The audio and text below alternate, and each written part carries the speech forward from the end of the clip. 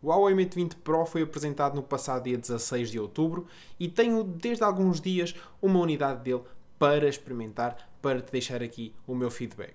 A Vorten foi muito simpática e mandou-me esta unidade para testes, muito pouco tempo depois da apresentação, para que te pudesse trazer já aqui uma opinião formada, não apenas de um unboxing, mas uma opinião já depois de o utilizar durante algum tempo, como o meu equipamento de dia a dia, e por isso mesmo é que hoje venho aqui falar-te enquanto consumidor, não enquanto youtuber, digamos assim, mas enquanto consumidor. Se eu tivesse que comprar este equipamento, o que é que eu queria saber? De bom? De mau? 1049€. Será que vale a pena? Pois é, depois destes testes, hoje é o dia de te trazer a minha opinião, a chamada review.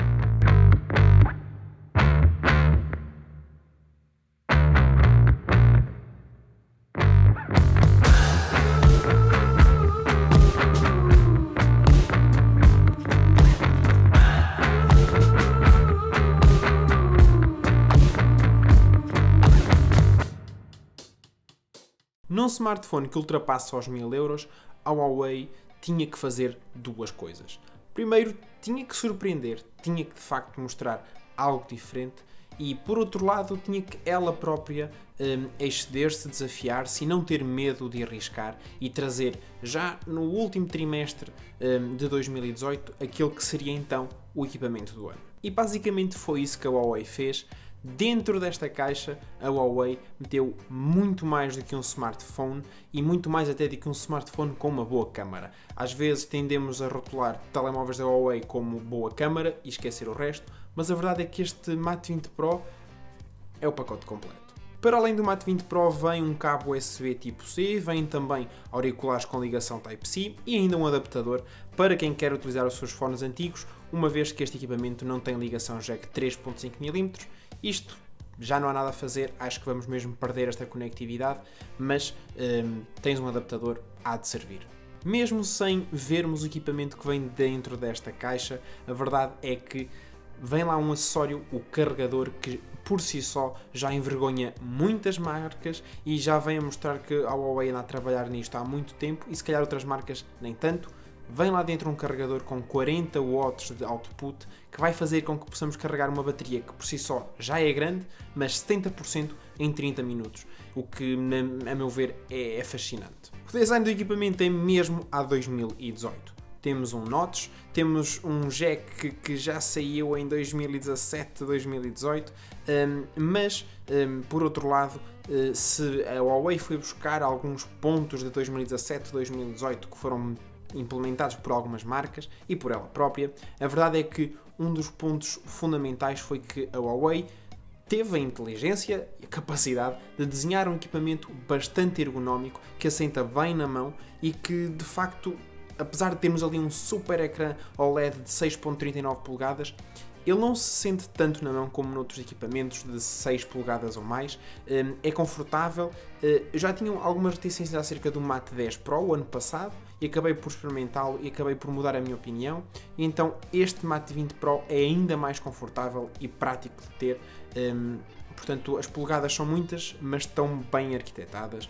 Ergonómico. É tão ergonómico às vezes, e muito sinceramente, a tirá-lo do bolso, no início até tinha dúvida se estava a pegar na parte do ecrã ou na parte traseira, porque ele é tão simétrico e arredondado, quer na parte frontal como na parte traseira, que o que acontecia às vezes era que eu nem sabia onde é que estava, de que posição é que estava a pegar e tinha que olhar para ele. Mas pronto, não posso dizer que isso seja propriamente mau. O ecrã em si tem então uma resolução de 3120 por 1440 pixels, e sem qualquer tipo de medos, sem qualquer tipo de receios pelo mercado e pela sua própria tecnologia, a Huawei decidiu, e muito bem, colocar o sensor de impressões digitais debaixo do ecrã.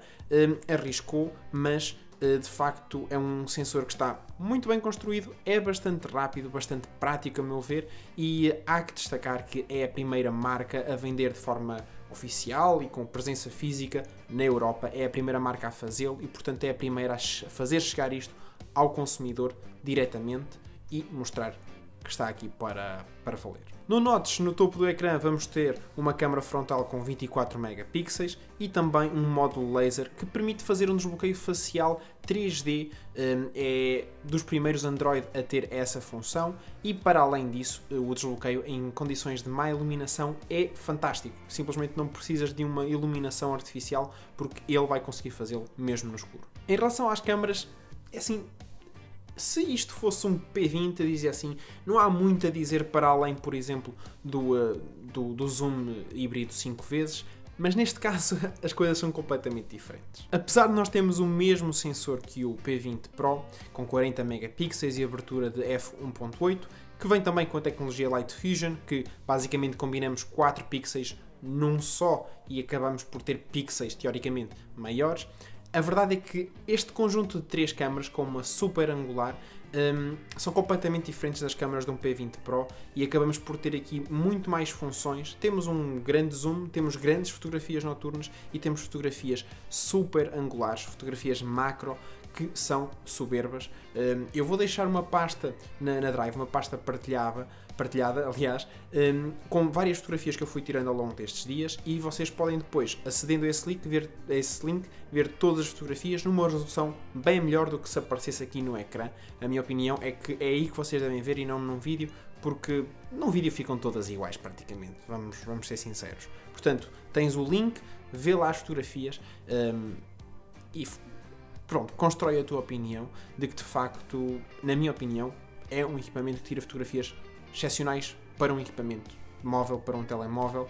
Não podemos comparar a fundo com câmaras, mas se tu queres ter um telemóvel que sirva também como máquina fotográfica on the go, super portátil e tirar do bolso e já está, não há concorrência à altura. É a minha opinião.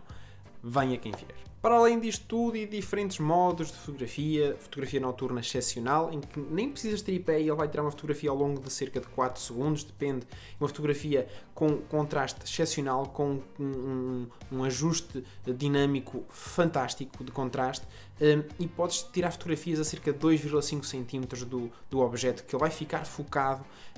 Tudo isto graças também a um desempenho através de 2 processadores de inteligência artificial que vão melhorar todas as configurações da câmara, ou então tu próprio podes optar pelo modo Pro, que é bastante personalizável, e se gostas de fotografia, de certeza que o vais explorar e vais tirar ainda mais partido desta câmara num telemóvel.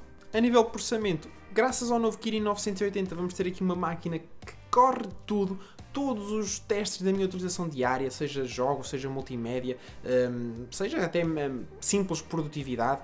Nunca nada falhou, o equipamento correu todas as aplicações sem problema, jogos, inclusive PUBG, não é que eu jogo muito, mas jogos pesados, ele acabou por se portar muito, muito bem. E se tu és um pouco mais de números, então deixo-te também aqui algumas imagens do AnTuTu, em que ele passou a fasquia dos 300 mil pontos. Isto vale o que vale, a verdade é que é também uma picardia com outras marcas e passar a barreira dos 300 mil no Android é também um facto assinalável, mas a performance real está lá, confia. Para além deste processador, temos 6 GB de memória RAM para as nossas tarefas e depois é um equipamento que vem alimentado por uma bateria gigante para o segmento, uma bateria de 4200 mAh que carrega muito, muito rápido e eu não houve nenhuma altura durante os meus dias em que eu tenha ficado abaixo dos 20%.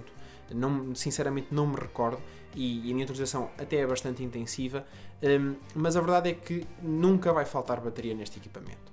Por falar em bateria, ele tem carregamento super rápido e tem também carregamento sem fios, ou seja, encostamos a um carregador sem fios e ele vai estar a carregar, e tem também a possibilidade de tu próprio com este equipamento estares a carregar outro equipamento que carregue sem fios, ou seja, encostando 2 telemóveis, um deles vai carregar. Eu fiz algumas experiências com equipamentos de outras marcas que têm carregamento sem fios e funcionou perfeitamente bem, desenrasquei um colega meu num jantar dessa maneira. Fica sempre aquela picardia para outras marcas. E também experimentei com outros telemóveis que não têm carregamento sem fios originalmente, mas têm digamos que um acessório que permite fazê-lo, e funcionou sem qualquer problema. Para além de todas as características que eu te fui dizendo, carregamento sem fios, as câmaras, o processamento, o Face ID 3D, o sensor de impressões digitais no ecrã, Tem também IP68, portanto certificação de que pode estar com ele até cerca de 1,5 m debaixo d'água, que ele não vai deixar, não vai meter água, como se costuma dizer, vale o que vale, mas é sempre uma garantia. Eu lembro-me quando comprei o meu P10 Plus, passado, sei lá, 1 ou 2 semanas sem querer, foi-lhe entornado um café por cima e eu mantive a calma porque sabia que ele era resistente a salpicos, na altura era isso que eles referiam. Este aqui é ainda mais resistente e, portanto, dá sempre alguma segurança. Em relação a debaixo de água, ele tem um modo de fotografia subaquática e a Huawei vai lançar também uma caixa estanque, uma capa estanque, própria para o equipamento, para poderes tirar fotografias debaixo de água, que eles prometem que são bastante diferentes. É uma brincadeira, se calhar nem toda a gente vai utilizar isso, mas é um acessório que vais ter disponível. E a palavra para este equipamento é dizer, mas ainda tem, mas também. E além disso tem NFC, tem Bluetooth 5.0, tem Dual WLAN Gigabit e tem também Dual Band GPS, que a seguir ao Xiaomi Mi 8 é o equipamento, pelo menos que eu tenha conhecimento, que tem Dual Band GPS, o que faz com que a precisão ande na ordem dos 50 cm. Se utilizas bastante GPS no telemóvel, quando vais visitar algum sítio, então já sabes que não te vai deixar ficar mal, não te vais desorientar, porque ele sabe precisamente, praticamente ao centímetro, onde estás.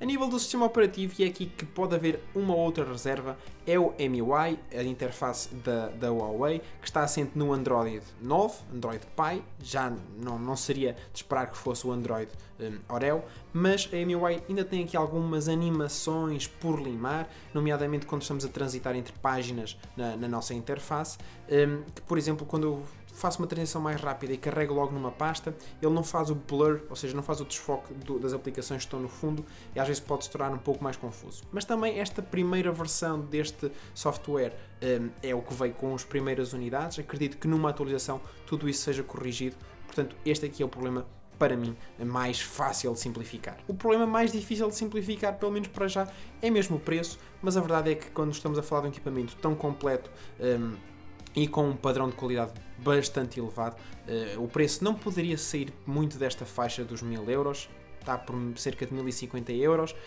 Na sua campanha inicial ainda ofereciam um relógio, que já não é nada mau, mas acredito que seja dentro desta faixa de preços, que é sempre complicado conseguir aconselhar um equipamento deste valor, é aquele que compensa mais a nível de custo-benefício e a nível de custo e tudo aquilo que ele traz. Portanto, 1049 euros, ele vale bem esse valor. Se eu daria ou não, não sei, eu não mando na carteira de ninguém, mas de facto, se eu tivesse de facto esse dinheiro para dar por um equipamento, eu ia mesmo considerar fazê-lo, porque é um equipamento excepcional e, verdade seja dita, tenho pena se calhar de não ter essa folga de comprar este equipamento, porque foi mesmo aquele smartphone de 2018 que, acho que esta opinião é geral, que deixou toda a gente curiosa, deixou toda a gente com vontade de o comprar, mesmo que não possa ou que não esteja disposta a dar tanto por um smartphone. Se tiveres alguma dúvida acerca do equipamento e se quiseres ver mais alguns testes, deixa nos comentários, porque vou tentar fazê-los em função daquilo que tu queiras ver experimentado neste equipamento. Se tiveres mais alguma dúvida, vais ter link na descrição para a página da Vorten, onde tem preços, onde vai ter disponibilidade e vai ter algumas características extra que queiras ver do equipamento. Se calhar esqueci-me de algumas, estou agora a lembrar-me do armazenamento, a expansão, que é por nano cartão de memória, que é exatamente igual o tamanho e a forma de um cartão SIM, de um cartão nano SIM. Isso aí ainda vamos explorar, mas acredito que não vais precisar, porque a versão base de 128 GB tem armazenamento mais do que suficiente. Espero que tenhas gostado do vídeo, um agradecimento novamente à Vorten por ter disponibilizado o equipamento para testes. Se tens alguma dúvida também acerca do canal, alguma sugestão, deixa nos comentários, deixa like neste vídeo se gostaste, partilha com os teus amigos e subscreve o canal para receberes mais novidades e acredita que elas vêm aí. E já sabes, eu sou o Daniel Parício e vemos no próximo vídeo.